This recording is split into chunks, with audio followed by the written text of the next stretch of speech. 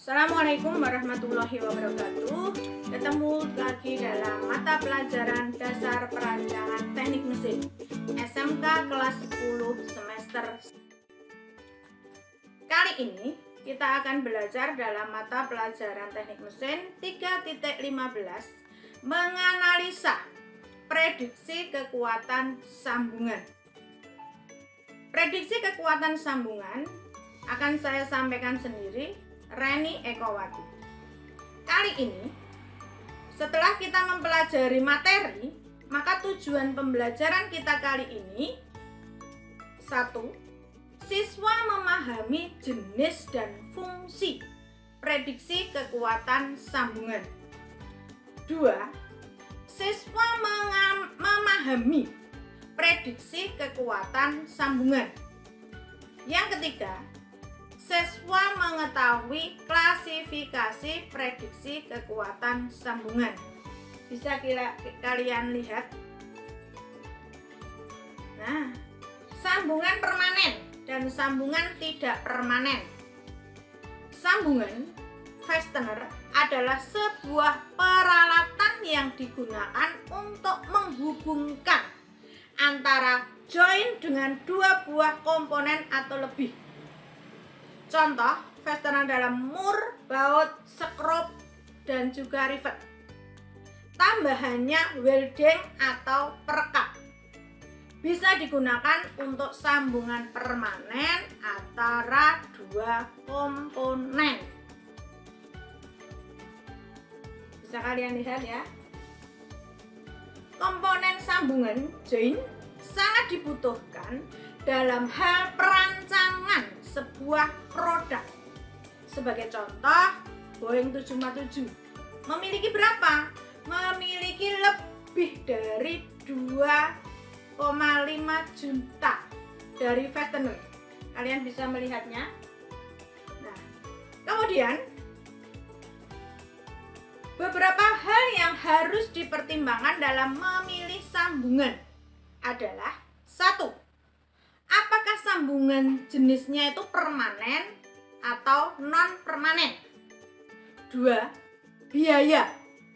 Yang ketiga, beban atau load yang akan diterima sambungan. Yang keempat, usia pemakaian sambungan. Yang kelima, tool yang dibutuhkan untuk memasang sambungan. Toleransi, estetika, ukuran, dan korosi itu yang dipertimbangkan dalam memilih sambungan. Sambungan ulir, ilustrasinya bisa kalian lihat. Salah satu jenis sambungan yang banyak digunakan adalah sambungan ulir dan memiliki banyak jenis. Pada jenis sambungan ini, untuk menyambung komponen digunakan ulir. Bagian umum dari case fastener adalah ulir berbentuk spiral helix yang mengakibatkan skrum maju atau mundur, terpasang atau terlepas dari komponen atau mur ketika diputar. Searus jarum jam bisa masuk, berlawanan arus jam dikeluarkan. Sambungan ulir. Istilah umum yang digunakan untuk sambungan ulir adalah, kalian bisa melihat, menyimak. Nah, gambar apa itu? Komponen laki-laki, mal komponen, skrup dengan ulir pada bagian luar diameternya. Kemudian gambar yang ada berikutnya, komponen perempuan, female component, mur dengan ulir pada bagian dalam diameternya. Nah, sambungan ulir bisa dibagi menjadi dua jenis, yaitu ulir kiri dan ulir kanan, tergantung dari arah putaran terdapat di dalam gambar. Kalian bisa menyimaknya ya. Ulir kanan lebih banyak digunakan sedangkan ulir kiri digunakan untuk keperluan khusus. Bentuk ulir dari skrum sangat banyak dan paling banyak digunakan ulir V. Detail aspek dan ulir diperhatikan pada gambar dan didefinisikan. Diperhatikan pada tabel 1. Kalian bisa melihatnya, Teams deskripsinya. Digunakan untuk apa saja bisa kalian lihat. Bentuk ulir, sudut helik dan lainnya mengikuti standar tertentu. Standar umur helik berkaitan dengan ulir dikembangkan oleh Unified Station Grade atau UNS dan juga International Standard Organization atau ISO. Kedua standar tersebut menggunakan sudut 60 derajat. Bentuk dari ulir isometrik diperhatikan pada gambar. Kalian bisa menyimaknya. Nah, kelancipannya 60 derajat. Ingat, 60 derajat itu berdasarkan UNS sama ISO. Nah, ini pada kenyataannya rod pada mur dan scrap pada baut berbentuk membulat. Disebabkan karena toleransinya manufaktur yang dirinci pada BS3643 seri kasar dan juga seri halus. Pada ulir didefinisikan pada ISO standar, tetapi seri harus lebih mahal dan lebih sedikit tersedia di pasaran. Jumlahnya cuma sedikit karena bagus.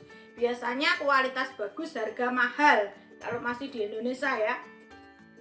Berikutnya, kalian bisa melihat tabel 2 memperlihatkan ukuran standar untuk ISO dan more isometric state diperlihatkan oleh huruf M.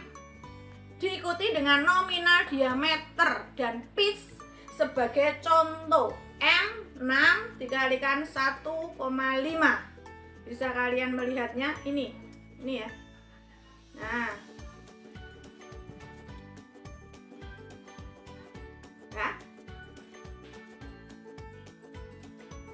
sistem ulir Unified pada awalnya diperkenalkan di United Kingdom, Kanada, dan United States dalam hal menyediakan standar bersama untuk digunakan di ketiga negara tersebut. Jenis Unified termasuk Unified atau Scan Speed Stance UNC dan Unified Pitch State UNF. Sistem Unified ditunjukkan dalam notasi sebagai contoh setengah bot dalam notasi setengah in sampai 134 NC atau setengah sampai 20 UNF tergantung dari kasar, coarser atau halus file ulir yang digunakan. Kalian bisa melihat perbedaannya. UNS-nya semacam ini, kemudian UNF-nya semacam ini. Nah, ini jenis sambungan ulir sangat banyak, termasuk ulir mur dan juga baut, magic crab dan juga set dan set metal crab. Banyak macamnya. Biasanya kepalanya, atau kalau orang Jawa itu kepalanya mur, bautnya itu mesti berbeda. Tergantung dari apa pemakaiannya, tergantung di apa. Kalian bisa melihat yang pertama A itu fresh continuous track, stop set head sampai dengan helicopter started habit head. Kalian bisa menyimaknya. Nah, itu ya. Kemudian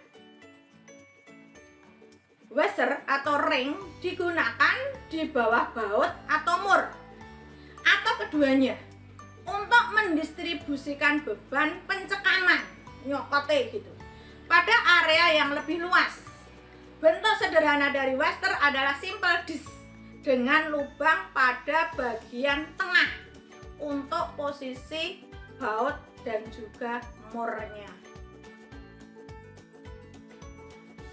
Nah, Better joint terdiri dari beberapa komponen seperti flex dan flat yang butuh untuk dikencangkan supaya tidak ada gerak relatif antara satu dengan yang lainnya.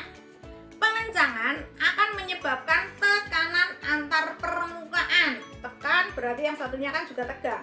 Walaupun beberapa banyak komponen bisa digabungkan dengan menggunakan metode ini, secara umum jumlah komponennya hanya 2. Bisa kalian menyimaknya ya. Nah, lihat.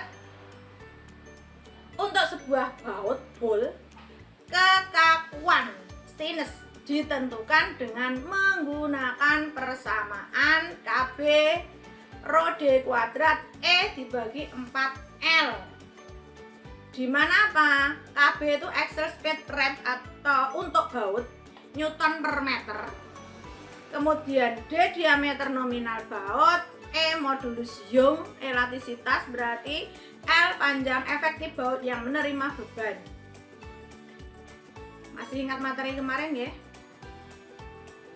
Proses penyambungan dua buah komponen dengan menggunakan baut dengan nama flex joint. Ketika fastener baut dikencangkan, tegangan tension pada baut akan meningkat. Semakin ditegangkan maka semakin akan meningkat. Hal yang harus dipertimbangkan ketika menggunakan flex joint adalah kekuatan ulir akan terbatas pada minor diameter. Hasil pengujian memperlihatkan bahwa kekuatan tarik lebih baik ketika didefinisikan menggunakan rata-rata minor diameter dan pitch diameter. Kalian bisa melihat ya. Nah, AT sama dengan rho dibagi 16 dalam kurung dP ditambah dengan dr dikuadratkan. Dimana AT adalah luas permukaan baut yang menerima beban. Baut yang menerima beban Newton per meter. dP diameter pitch, dr diameter minor. Nih dari rumusannya ya. Untuk ulir UNS, dP sama dengan D dikurangi 0,64919 dibagi N, dan DR-nya D dikurangi 1,299038 dibagi N-nya. Untuk ulir ISO, perbedaan rumusannya bagaimana? Sama, tapi kalau di ISO itu tidak dibagi dengan N, sedangkan di UNS itu dibagi dengan N. Gampang untuk mengingatnya. Sama rumusan ulir untuk UNS dan juga untuk ISO. Kalau UNS itu pakai N, NUNS berarti pakai N. N digunakan untuk membagi, gampang-gampangan mengingat rumus. Kalau ISO berarti tidak ada pembagian N, gampang kan? Kemudian tote F dibagi dengan AT. Tegangan stres pada batang ulir disebabkan tegangan tarik. Masih ingat modulus Young ya? Stress strain masih ingat? Secara teori, ketika sebuah mur dipasang pada sebuah ulir, semua ulir akan berbagi beban. Namun demikian, keakuratan pada jarak ulir menyebabkan hampir semua beban diterima oleh pasangan pertama ulir. Bisa kalian simak.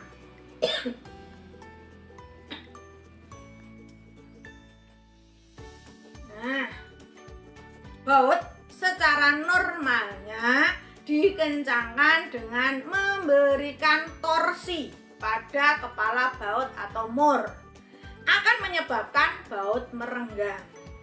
Perenggangan baut ini akan menghasilkan tegangan pada baut yang dinamakan dengan preload, yang memberikan gaya pada join supaya tersambung atau bersambung. Torsi relatif mudah untuk diukur menggunakan torsi meter ketika diambil atau dirakit, sehingga Metode ini sering digunakan sebagai indikator tegangan baut. Tegangan baut yang tinggi membantu PAUD tetap kencang dan meningkatkan kekuatannya. Sambungan join preload yang direkomendasikan untuk sambungan tidak permanen adalah FI sama dengan 0,9 AT/dP. Untuk sambungan permanen FI sama dengan 0,75 AT/P, di mana AT adalah luas area baut menerima tegangan tarik meter persegi, TP adalah prostat dari baut Newton per meter persegi. Prefer material untuk baut baja bisa dilihat pada SAE standar J1199 dan juga bisa dilihat dari katalog produk-produk yang produsen baut. Jika informasi yang lebih lengkap mengenai prostat tidak tersedia, maka nilai prostat bisa didestimasikan menggunakan persamaan berikut. Tau P sama dengan 0,85 tau Y, di mana tau Y adalah Y stand dari material. Ketika preload telah ditentukan, torsi dibutuhkan untuk mengencangkan baut dihitung menggunakan persamaan T sama dengan KFID, di mana T adalah Bragg-Togger Newton kali meter, K adalah konstanta, FI adalah preload satuan Newton, D adalah nominal dari diameter baut, satuannya meter. Kalian bisa melihat K-nya seberapa. K tergantung dari kondisinya bagaimana. Oh, ada di nomor 1 in wheel stand board atau pada sink flat stair board, berarti menggunakan 0,2. Nah, nilai K tergantung dari material baut dan ukuran baut. Nilai K untuk berbagai jenis material dapat dilihat pada tabel. Kalian bisa melihatnya ya. Nah, contoh soal yuk kita lihat. Sebuah baut M10 digunakan untuk sambungan non permanen. Baut terbuat dari load carbon steel dengan nilai prof steel adalah 310 MPa. Tentukan preload dan torsi yang direkomendasikan pada baut. Bagaimana caranya? Dari tabel tadi bagaimana? DP-nya bagaimana? DP, DR, AT. Masih ingat? Untuk sambungan non permanen, preload yang direkomendasikan adalah FT tadi rumusnya. FT 0,75 AG, dan kalian bisa menyimaknya. Masa angka buleni dikte? Udah bisa ya?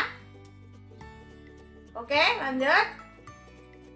Nah, dari tabel 5 diketahui nilai K itu 0,2. Tadi kan sempat dilihat ya.